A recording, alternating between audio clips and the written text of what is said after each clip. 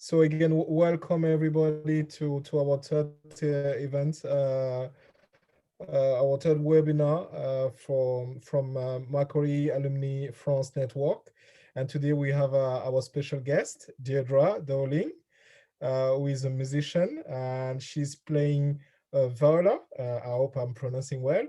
And we discuss together and with all the participants regarding her career as a musician and how she's balancing the musician career and the fact that she's doing an MBA, because she's also my classmate at the GMBA program at Macquarie Uni. So welcome, Deirdre. Thanks, Sylvester. Thanks for having me. It's a big pleasure. Yes, please, just as a housekeeper, just few things. First of all, the event will last 1 hour, and do not hesitate if you have any question to jump in, because it will be a conversation. So we can start right now the Q&A session. And on my side, just the first question, Deirdre, you've traveled around the world. You from OC at the origin, and you live in Paris. So can you tell us why Paris, and give more details about yourself? Yeah, I originally came to Europe in 2001. I was already working in Melbourne as a freelance viola player. But yeah, I wanted to be in the thick of it, where all the action is. And basically for classical music, Europe is where all the action is. This is, of course, where most of the music that I play comes from. It's where there are the most orchestras. The standard is absolutely amazing. And it's very much just more part of life here. It's not a particularly crazy thing to do, whereas in Australia, I would often be asked, if I said, oh, I'm a musician, people would say, well, that's nice, but what do you do to earn a living? I said, no, I earn my living that way. Whereas here, it's a bit more part of the fabric of society, I guess. It's come from here.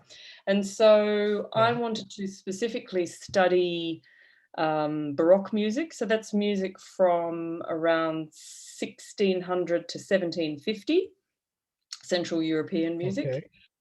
And there's a fantastic school for that in The Hague in the Netherlands. So that's where I moved to in 2001. And then after I finished my studies, I was already working a little bit just around Europe in a few different places, Spain, Italy, a little bit in France.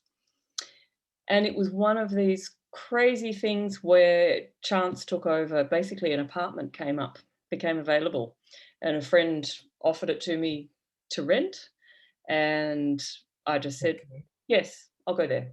Because I'd planned to study in Holland, but I hadn't really planned to stay. When I think, like many people who travel overseas, especially to study, I first thought, oh, I'll just go for a year or two and then I'll go back to Australia. But of course, life takes over. You find your feet, you get a life, and that's definitely what happened to me. And then, yeah, I decided definitely I want to stay.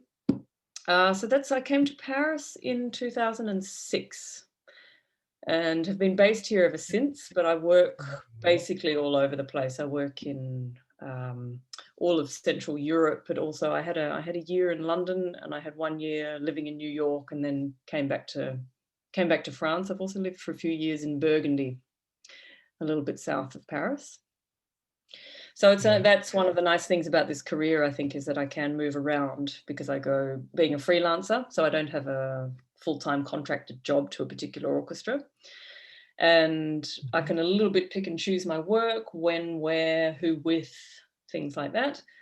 And also choose when to have time to myself, and I have a bit more freedom in that sense, I think, probably than salaried job people, to live wherever I feel like and then travel to wherever the work is, project by project. But what you're saying, do you have a kind of typical day as a musician? Or any day?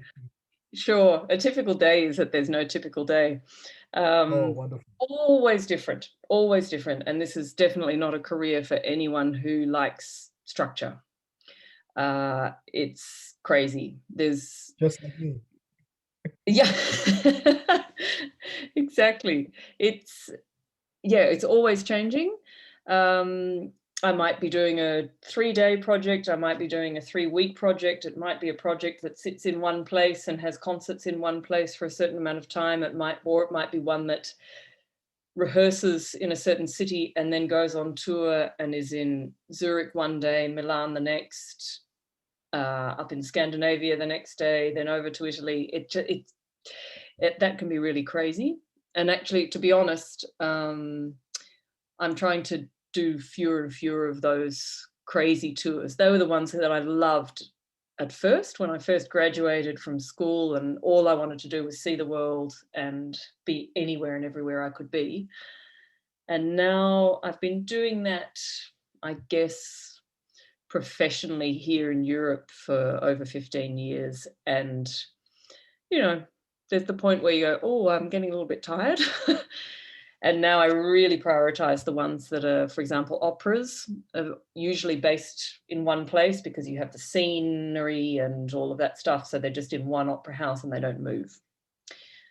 And at first I used to think that was kind of boring work because it didn't go anywhere. I liked the ones that jumped around from city to city. But even with that, it depends on the country that you're working in. For example, in Holland, you tend to have morning and afternoon rehearsals, and then an evening concert might be at 8 o'clock, 8:15, and that's kind of a normal kind of routine.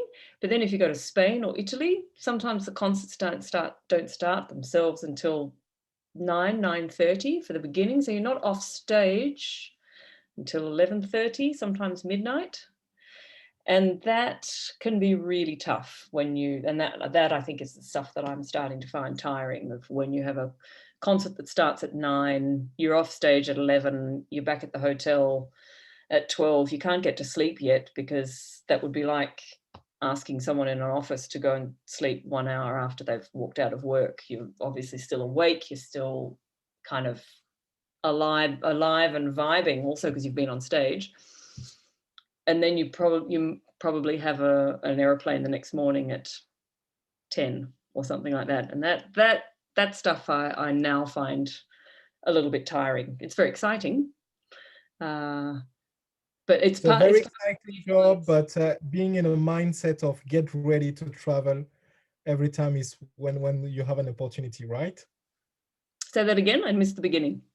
I'm saying it's an interesting job, but you need to be ready to travel every All the time. time. You need to really not be fussed by change, and also the fact that the schedule itself can change if a flight is cancelled, or if a train is not on time, or things can change all the time. So it's very interesting, because a lot of the people that I saw as kind of stars in the conservatorium when we were studying, the people who always got the top marks, and a lot of them were just fabulous players, but not all of them have gone on to really be full-time professional musicians, because it just, the actual life has actually nothing to do with how you study it. Of course, the music does, and you need to have the skills of it, but it's such a different life. And I probably, like many jobs, you're not actually prepared. And I don't know, in fact, how a university can do that, but I don't think musicians are in any way prepared for what life as a musician actually is, and it's just luck as to whether it suits you or not. Great. And you're working in an orchestra, so you're working with colleagues. How do you interact with them? It's something that I'm far more aware of now, having done a couple of subjects related to this in the MBA. I did recently Improve Yourself Always, the one with leadership models. And I've done Build Your Resilience as well. So, and that's been very interesting, because I'm what they call a section leader. So you might have anywhere between 2 and 8 people I might have in my section. And it's my job then to, above me in the hierarchy is the leader of the first violins. and above the leader of the first violins in the hierarchy is the conductor. And so I have one eye on each of those, another if I had 3 eyes on the music, and another if I had 4, is with my colleagues and guiding them. So I'm interpreting what the conductor and the first violin want to happen. I'm trying to show that to my team and inspire them to come along with me. And I think I've been around now long enough here. Most of my colleagues are also my friends, that was an interesting one in Build Your Resilience, because I ended up doing a whole assignment based on this, that I'd always taken that as a really positive thing. But doing that subject made me realize there's not necessarily negative sides, but challenging sides to having these blurred lines between a colleague and a friend. And especially when you're leading them and then you go out for drinks the next day or for lunch the next day, and you're constantly switching in your roles. And as a freelancer, it can also happen that in a particular project, I'm the leader, and then I might go to another project in another orchestra, and someone else who was in my section last week, they're the leader, and I'm in their section as a what they call rank and file. So as a tutti player, as one of the general players. And so for me, that creates, I think it's something I did naturally anyway, but it creates even more of an imperative to really be very, very human and constantly be putting yourself in their shoes. What do they need from me? Because next week I might be in their shoes, quite literally. Interesting. Yeah. And maybe just to tell, can you tell us, why did you choose the MBA? I chose it because I was starting to feel, like I said before, just a bit tired with the touring. And I thought, what are my options? I've never been particularly interested in teaching. I've done it a little bit. I've prepared some people for auditions and things like that, but I've never done full-time teaching. I don't think it's really my thing. I'm not particularly gifted at it. And at first I started to look at, perhaps I just want to do something else entirely, something like psychology. But then looked into it and realized that takes way too many years to become a clinical psychologist. You're looking at so many years of study and clinical practice in order to be certified completely, etc. So no, what I need is something that I can build on what I have already. And at that point, I started looking at masters in cultural management. But with that, I thought I want something that opens my possibilities, that's expansive, not contracting me even further into the arts. Maybe I want to move out of the arts at some point, and apply everything I've learned, but actually move away with it. And I realized, looking at the syllabus of some of the cultural management courses, that a lot of the things that they're teaching are things that I know already, having been in the business, because I also am artistic director of a festival in Switzerland. And I also I put a whole orchestra together in Monaco for a soprano, quite famous Italian soprano called Cecilia Bartoli, who, in partnership with the Prince of Monaco, wanted to create a kind of court orchestra. So like an old-fashioned Baroque idea of having a court orchestra. And I'd put that together for them at the very beginning. So I'd already had a lot of this administrative experience, and I think the stuff in the Masters of Cultural Management wasn't so useful for me. So then I contacted, some of you guys might know this person, Ian Woodward. He runs the MBA for INSEAD. Okay. Sorry? No, nothing. Please go ahead. Yeah. He runs the MBA, or part of the MBA program, for INSEAD in Paris and in Singapore. And a friend of mine, a French violinist, had met him somehow. I think he sometimes, for the final, the cohort that are doing their final subjects of the MBA, he sometimes gets them to do conducting masterclasses, and he books a small chamber orchestra of players, and gets them to, even though they have no idea how to conduct, it's kind of a challenge of walking into a room, realizing everyone in front of you knows more about what you're about to do than you do, but you still have to lead them. How do you do that? And so I'd come across him through this other friend doing that. So I just wrote him an email out of the blue and said, you don't know me from a bar of soap, but this is who I am. This is what I'm wanting to do. Could I have a bit of your time? And this was in the middle of COVID. This would have been summertime, I think, last year, July, August. And he was great. He spent a couple of hours with me on Zoom going through all these different options. And he's actually an alumnus of Macquarie. And we came down to two options which were very similar. Macquarie and Boston University has a similar setup where it's online through a platform like Coursera. But you can't, with Boston, you can't jump in at any time. There were only a couple of jump-in spots, and I knew I wanted to just start in October. And so I just thought, okay, this is the one that makes the most amount of sense. And for the fact that I will probably at some point, I can imagine in 5 or 10 years, want to go back to Australia. And knowing the reputation and Ian talking about it and saying, you know, he knows as an alumnus that it has such a great reputation in Australia. This is really worth doing. It's worth the money. Because that was something I also had no idea about, you know, this whole range of MBAs from Harvard through to something that costs 3,000 euros. That's a complete waste of time. What do I do? Where do I fit in all of that scale? And just for me, the Macquarie model, pricing, their reputation, everything fit.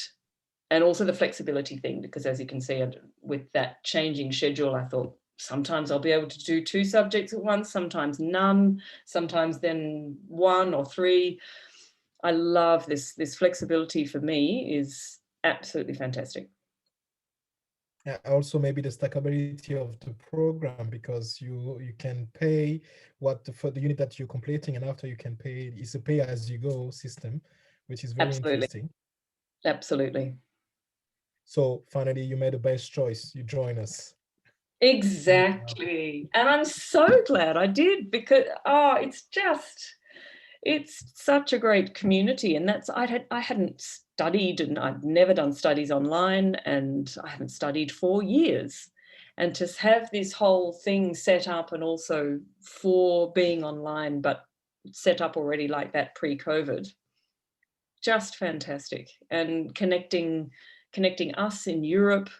I also have connections through the Slack channels with a few friends that I've made already in classes in the MBA. And no, it's such a good setup. I've been really, really impressed. Great. Well, that's so interesting to hear that. Sorry. Can I ask you? No, please go ahead. Yeah, so just, you mentioned the dreaded COVID, and I know we talk about it so much, but I am interested to find out how it's been there with COVID in Paris and in Europe, and how that's affected your work and, you know, being able to play in orchestras and things. Yeah, massively, absolutely massively. Everything was shut down at the very beginning of COVID. There was nothing in the first lockdown here. Things opened up in the summer, and I remember I actually jumped to Australia very quickly at the beginning of COVID. And so I spent middle of March and through until the end of June in Australia. But of course, at some point there was nothing going on there either. It was a few weeks later, and that was really interesting to see. In France, we'd watched China and then Italy be hit by it, and everyone going, oh, poor Italy, isn't that terrible? And all the Italians screaming, it's coming, you don't know, it's coming. And then it hit us, and then I jumped to Australia, and I got quite freaked out, because Australia at that point, it was 10th of March, I think it was. Australia was still, oh, poor Europe. It's coming. Now I'm the Italian person, and before that was the Chinese people going, no, it's coming. But yeah, it has shut everything down. Still here, we're in a lockdown. of sorts. It's a lockdown light, but it's you can go within 10 kilometres. You can go further for work if you have a work contract. And so I have been travelling a bit. I've been up to Holland. I've been doing a couple of things in Brittany. This weekend I go to Normandy, but it's all for things that are either CD recordings, radio recordings, or videos for online streaming, which of course the groups make no money doing that at all. But a lot of them are using their sponsorship money that they had to be putting on normal concerts in this time to at least employ us to do something. And then, you know, other people can enjoy that when it's on the radio or online. But it's not a situation that's viable for very much longer for the groups. So in that sense, I haven't done a live concert for people since last summer, Wow. since August was the last time. August, September were the last concerts I did for people. And that's across Europe at the moment, except for Spain. Spain has worked it out. They've found a way. They temperature check people coming into the hall with the little machine, and you have to keep your mask on, and they distance. So if you've bought a ticket with your friend or partner, you can sit together, but then there's 1.5 meters till the next person or people. And that for them is working really well. So that at the moment, Spain is the only place in Europe that actually has live performance. Does that sort of answer your question? Yes, thank you very much. And just and one more then related to COVID again, are you finding with the lockdown that it's helping you to do your online MBA and have that time to actually study and time to sit in front of a computer and things like that? Yeah, I think for me, there's two things going on with that. It's great to have the time to do it. And especially going back into study, and I found the first few assignments, for example, quite overwhelming because I haven't studied for so long, and just getting the brain back into gear and producing that stuff. But I must say, and I think I have a feeling musicians are by far not the only people. I just only speak from personal experience and the people that I know. A lot of us are feeling, and I'm definitely one of them, I find it very challenging to focus. My energy is all over the place because I don't have all the normal stimuli coming in of what I do. I think we probably won't know until well after COVID has gone in the years to come what this has done for psychology of people's, identity and all of these different things, which you realize is being chipped away at. And each time, like I would normally be working full time. And to be honest, before COVID, I was only ever home 5 days a month. The rest of the time I was on the road. And now I maybe work 10 days a month. Yeah, so it's a big lifestyle change. It's just flipped. So all of the usual stuff, all my colleagues, my tribe, the whole, all doing what you've devoted your life to, gone. So yes, in some ways it's been fantastic to have time to get used to studies and find my own rhythm, find out how I work. But in other ways I see it's almost, I did one subject, it was in January, and there was an assignment due during one of the very few projects I had at that time at the same time. And I thought, this is going to be so difficult because I'll be in Belgium going to different cities each day and needing to complete the assignment. It will be so hard. But I actually suddenly found it easier because I was with people. I had structure to the day. I knew I was working from 10 till 5 on the rehearsal days and only from 4 o'clock till 9 o'clock on the concert days. There was this structure. I knew when I could work. I had energy coming in from all the people, from the music, from doing what I do, from traveling, from being out and about. And I found it so much easier to work, which really shocked me. I was very surprised. I thought I would find it more difficult.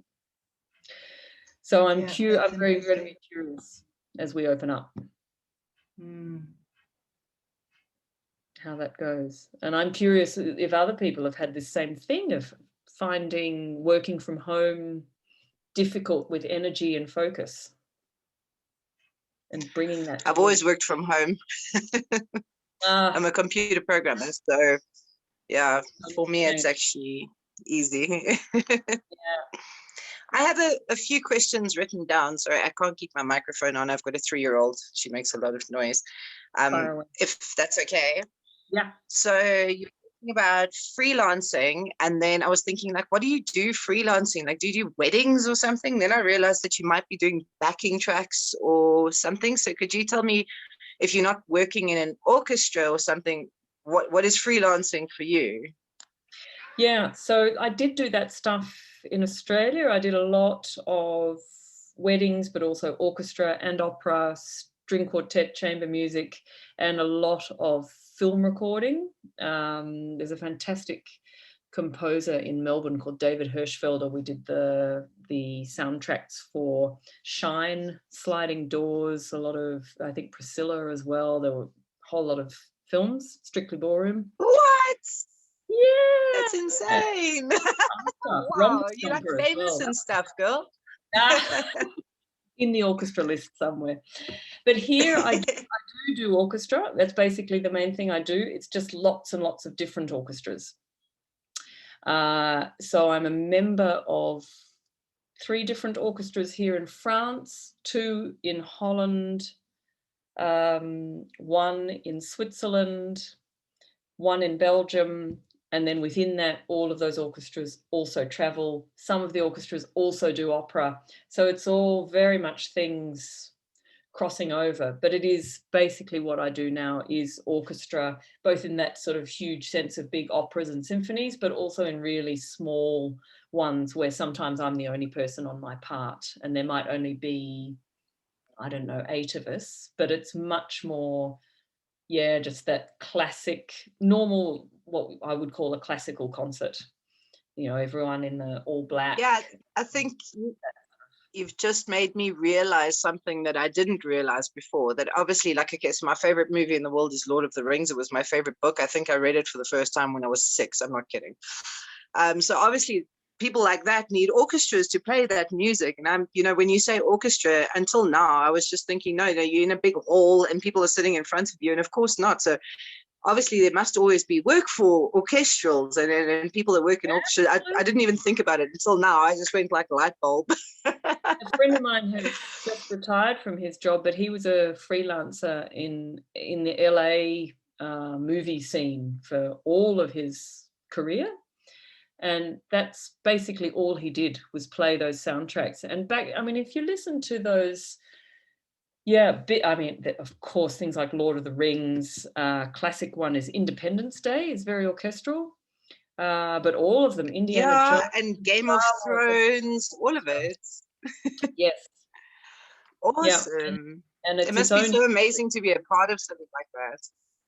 Yeah, it's a very different way of working. So what I would call normal orchestra, where you're all there live with an audience. To me, that's what my basic bread and butter. But with the movie stuff, you're in a studio with no audience, and everyone has headphones on, so you don't actually hear each other, which is very weird. But you have what they call a click track. How does that affect your playing, though? Can you hear yourself well enough? You don't hear yourself very well, so you have to be very good. You have to have a very good technique. But also you have that must be rough. Headphones, what you have is this click track, which is giving you the beat. So instead of having, you might like a metronome almost. Yes, exactly, because it has to be so exact. It can't be as fluid as it can when it's live, because it has to go with the film. And it might be when someone makes a gesture. That's fascinating. There's a symbol or a, big chord. And so this is someone else in the middle of that process who puts a click track to the film, and then we have to have the music, which is already you got to play to that in time with that. Yeah, that's absolutely fascinating. That's a very distinct technique that some people develop really well, and for some people that's all that they do. I can imagine that if I spent the rest of my life learning my violin, I don't even know if I'd be able to play to a click track. It sounds rough. Yeah, it's not easy. It's not easy. And some people love it because again, depends on your personality. Some people love it because it's right or it's wrong. And you're there or you're not there. And if it's not there, if it's not in time, you go back, we do it again. Whereas I find it frustrating, to be honest. It's not my cup of tea. I don't mind it occasionally. I can do it a few times a year, but I like something that's much more free, that can, I find it fascinating to feel that you can go on a tour and play the same symphony every night, and every night it will be different because humans are different. The audience is different. You feel different. The conductor is feeling different, and things, the tempo, the speed will be different. The shapes of things will be different. It might move at a place where it didn't move there at all the night before.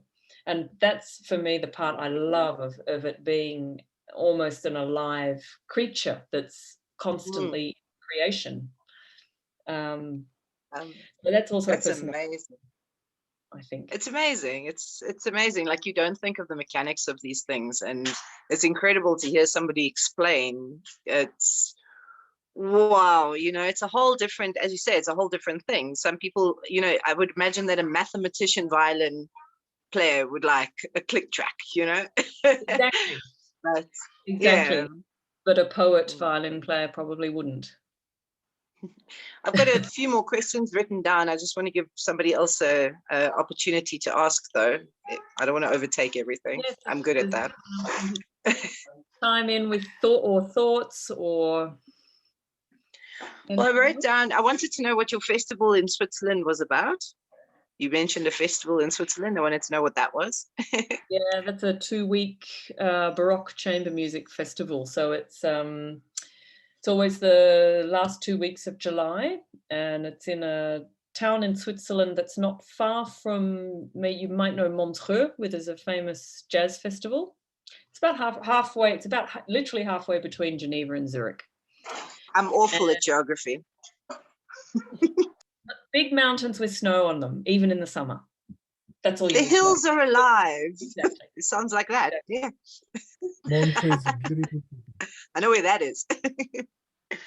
Okay, so that's a 2-week music festival. And then another thing I wanted to ask you, actually, is a bit more of a personal thing on my side, but maybe you don't mind answering it. You're a classical violinist. And of course, okay, so this is a random question, but I actually want to be a fiddler. I don't really want to play violin. But I bought some Udemy courses on classical violin because I think it's probably better to start off the hard way and then, you know, take it the easy way after. What do you think? Is that a good way to do things? Absolutely. Absolutely. And you might want to do, I don't know if there are also courses on fiddling that are online and things, but you might want to also do them after a while concurrently, I can imagine. But yeah, definitely. Because just to get the basics, especially if the left hand, there are a few. It's really handy, and I think in the end you'll find the fiddling so much easier if you've got the basics. I think so. There are a few courses on fiddling, but I didn't buy them because then I'd be tempted to just play them now. You know what I mean? So I didn't get them. I wanted to kind of get past the vibrato thing on my course, but I think with my little hobbit hands, my big violin, I'm never going to be able to vibrato on the G string anyway. So as far as I understand fiddling, you don't really need that very classical vibrato. No, you don't. But I wanted to learn, as I said, I wanted to learn the hard way before I went on to the easy way. And then the last question I've written down, sorry, and then you can carry on with the story, is I wanted to know, have you damaged your body in any way, being a proper full-on musician that does this for a living? Yeah, early on, I used to get quite a bit of back pain, and then, but this was really early on. This is when I was sort of late teens, early 20s and still studying. And so I started lessons in the Alexander technique, which is kind of a body use technique for. Yeah, I've watched a couple of videos. They are a bit long-winded, but I think it's a good thing for any starter person, do you think, to watch that? Fantastic, because it just keeps things aligned, and it means that you're much more aware if you start to use muscles that are not actually necessary, or if you start to overuse things, you are much more aware. And I ended up Yeah. training also in that as a teacher. But I did have something, and this is something that also led to the MBA. This was, in fact, the thing that made me, I'd been thinking about it for a while, and then the thing that sealed the deal for me was in the summer in Europe, the one that's just passed, when things were opened up. I had a small vein in one finger on the sort of pointy end of this finger, which is the one that goes on the strings, that popped. And it healed after a couple of days. The whole sort of finger at the top went black and blue, so I couldn't play. It felt like a bruise, but I wasn't in any pain. I just couldn't play. It healed after a couple of days. I played again. Next week, popped again. And this kept on happening to the point where I could not play anymore, and I had to stop for 2 months completely. And I went to specialist after specialist, hand surgeon after hand surgeon, and they all just said, nah, stuff happens. Nothing we can do. And I was like, I honestly didn't know if it was the end of my career or not. It turns out not. I did a whole lot of physio exercises that this physio taught me, changed my technique a lot, took a lot of the pressure out of my hand and put it more into my back in terms of holding up the instrument. And so far I've been, I should touch wood as I say it, I've been fine for about 4 months now. But that gave me a real fright that things can happen like this, and that might be it. And so that's also part of the reason of doing the MBA, is to have a backup plan, to be honest. Oh, that's, yeah, it's, I think it's, yeah, I think your injuries can be, you know, people don't think about it, like it just looks so effortless. I've been playing violin for 3 weeks, and for the last 2 weeks, I can't feel the end of these 2 fingers. Yeah. And apparently the only way to stop that is to stop playing violin. Yeah, there's a wonderful Italian word. I hope I get this right.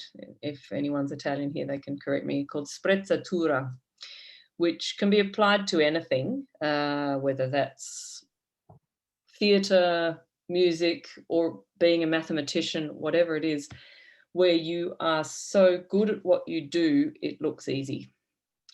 And it's very true. I think a lot of the professionals that you see, and the same with circus performers, I think we see it all the time. You see someone doing a backflip or whatever, oh, it looks so easy. When that person does it, but you know that there's been thousands upon thousands of hours that have gone into not only making the technique, but then adding this extra level of making it look completely simple and easy. Was there another question? Someone else turned off their... Just wanted to ask I have a question then. Yes, please. It's a bit aspirational, so excuse me if it sounds sort of wide, you know, from a wide frame of reference, but you talked about you don't know where your career will go after you finish performing as a performing artist.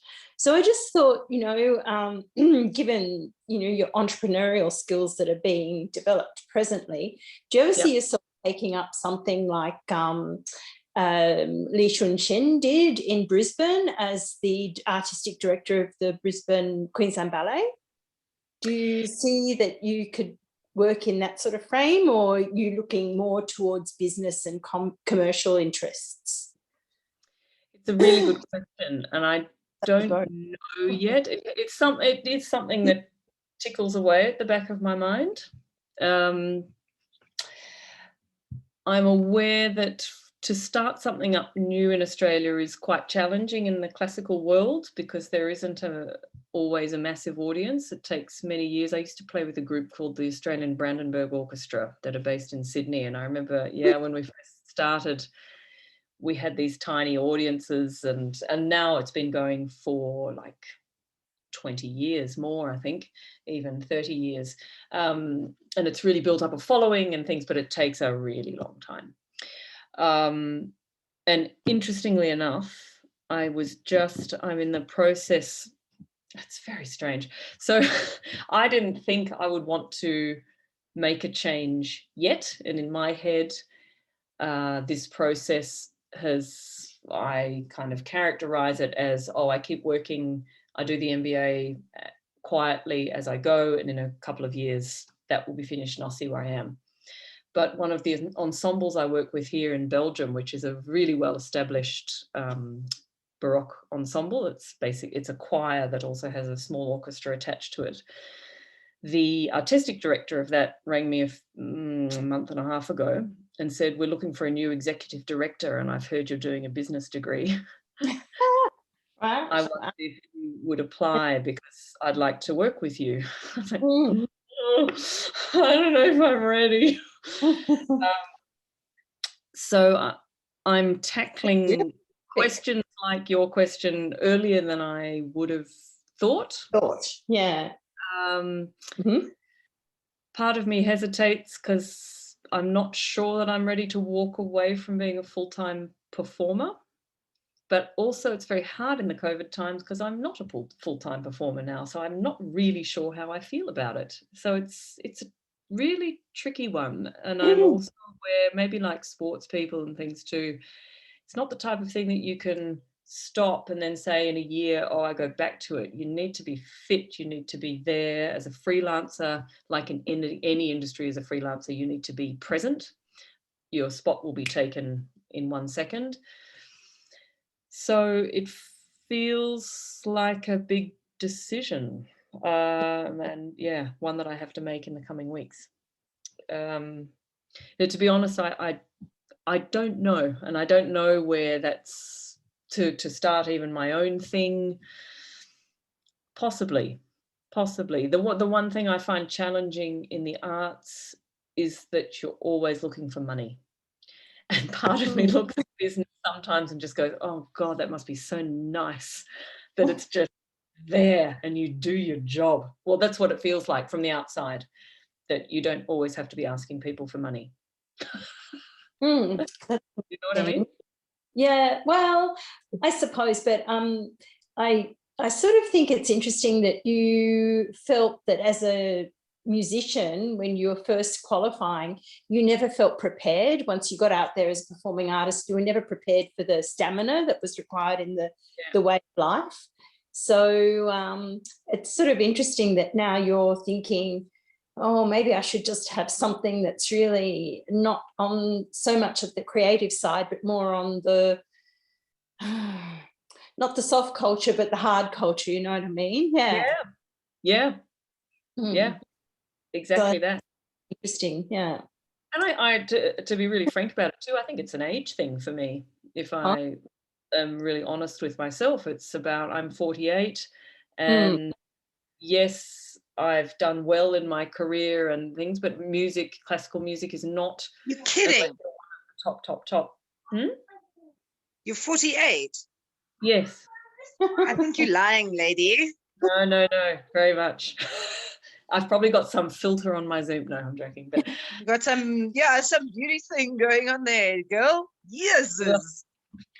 But well, hell, I hope I look like you when I'm 48. You're alone, Deirdre, because the music scene in Australia has really suffered since the past 18 months. And what you just said, I think a lot of people have thought, oh, why didn't I have a different career? Or which is sort of sad, but I think it's really improved. It's beginning to really improve again. Yeah. I hope so. It seems like things are opening up and festivals are starting to open up and concerts and things like that. And I hope that also under that umbrella of improvement is also the kind of societal attitude to, I think my experience is that everybody loves music in some form or other. I've never met a person who just says, oh, all music's awful. But even to play those recordings of Lord of the Rings or anything, you need to be so good. And to get to that point, you need to be a professional and you need to be someone who's doing it full time. And yet I often feel, especially in Australia, there's an attitude of, oh, we don't need those people. That's not really a valid career. And I don't know if that's projection. That's awful. anyone's happy. James said to me that my husband said to me the other day, he said, can you organize her a little violin to my little 3-year-old daughter? And I said, well, she's a little bit small, she might break it. And he said, get her to learn any classical instrument because it's dying. Yeah. And you know what, if you listen to the crap on the radio nowadays, I actually believe him. And it's sad. Get your kids to learn, I think, you know, because classical music is really, it's going out the window. Anyway, sorry, I didn't mean to interrupt there. It's an interesting one. Well, I'm a bit more optimistic than that about it. I also think it's something that many people come to later in life, because, and to have some life experience and to have come to certain emotions that, you know, when you're young, certainly for me, the same, pop music was everything. And once you have a bit of life and find that there are things that are very hard to express with words that have happened to you and that you've felt, I think a lot of people do come to it later in life. So I've never been worried that a lot of people in the classical music world say, oh, you look out in the audience, it's all people with grey hair. I think that's fine, because I think it's often that goes through in very natural cycles, and probably people do come to it later, but you probably do need the exposure to it when you're young. Yes, I mean, I think that's why we built the Sydney Opera House, but we'll just leave that idea out there. Thanks, Deirdre, for your comments. Really appreciate them. Yeah. Yeah, what a building. Do we have another questions? On my side, I have 2 questions. One last question. Sorry, Sylvia. I just was interested, Deirdre, if you have actually met Cecilia Bartoli. Oh, she's a good friend. Yes. Wow. Oh. Yeah. Wow. Amazing. Who's that? She's an Italian soprano. Very famous. I used to work for an arts channel, Ovation, and we had a lot of that kind of content. So that's how I mean, she's a bit niche for people who aren't in that world, but that's how I know her. She was a big star back in the day when I used to work there. But yeah, that's amazing. I'm trying to persuade her at the moment to let me interview her for, I want to start, in fact, on this very topic of classical music. I'm starting a podcast called Classical Musing, talking to people of interest about their interest in classical music, and hoping to kind of just provide more portals for people to have access to it. And I thought, well, if people can hear from others who they might find interesting, other people then talking about what they like about it, what pieces they like, having snippets of those pieces, that might just provide a few more gateways for people. Because that would be fascinating. Yeah, in my experience, anyone who actually then hears it loves classical music, but it's a matter of getting it out there sometimes. Or in the right key. Give me something in minor and I'm happy, you know. Deirdre, where can we find, I'm a minor girl all the way. Where can we find more information about this upcoming podcast? Do you have a website address or something we can look at? Not yet. I'm stuck on that part. I haven't got time at the moment. It's terrible. With the work that I'm doing in the MBA, I'm actually looking for someone to, because I've edited about 4 episodes and they're ready to go, but I've got stuck. I've done it all myself and been teaching myself the kind of tech to do it along the way, from the recording to the editing to all the things. And now I've decided I actually just need to find someone. Hey, one hand washes the other. You want to teach me a couple violin techniques? I'll build you a couple websites. It's no problem with podcasts. Hashtag just saying. We are exchanging information. We are going to. I'll put it through Jackie, all right? Love it. Perfect. I noticed the time. Do you want me to play something for a couple of minutes? Yes, that's what I was about to ask. Yes, please. Yeah. We would love to. Thank you. So nice. So excited. I'll sort of strum a couple of notes first, because I don't know whether it's actually going to come through the microphones nicely for you, or if it's just going to be horrible. So if I see you all scrunch your faces, I'll know that it's horrible and I'll stop. You just play, darling. Even if I can't hear you play, I'm going to watch you play and learn something. I'm going to play just a few notes and we'll just see if it's...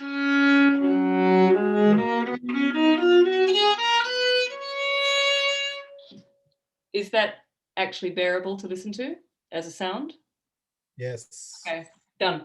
So I shall play the prelude of Bach's Cello Suite No. 1, composed in about 1720 in Germany, originally for the cello.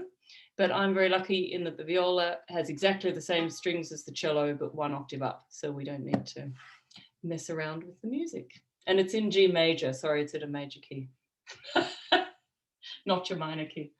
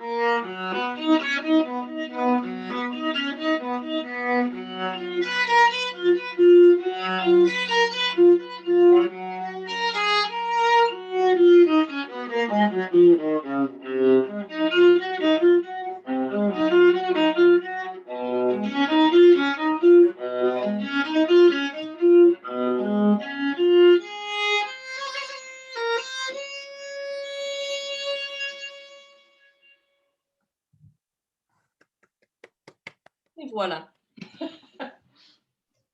Thank you so much. It was wonderful. That's Beautiful. insane. Thank you. Wow. Pleasure. How did you do that trilly thing? My goodness, there must have been 50 notes in a second. That was amazing. Oh my gosh, you're So amazing. beautiful. Really Well, beautiful. been doing it a long time. I thought, We're reaching the end time. Sorry, Sylvester, what did you say? No, we're reaching 8 p.m. Indeed. So Fantastic. we need to finish our webinar. Many thanks, Deirdre. Thank you. Deirdre, Thanks, that's the right Lovely. pronunciation. everybody. Yeah. And many thanks to others. Well, stay tuned because we will have a couple of other events in the next semester that we'll post on our website. And thank you again. It was a pleasure to have you. And I hope people may have more information now to balance life between MBA, the GMBA, the program that we are following together, and their professional life. Indeed. Thanks, everyone, Thank for coming. you. Lovely. Thank you so much, Thanks so much. That Deirdre. was awesome. Bye-bye. Thank you, Sylvester. Okay.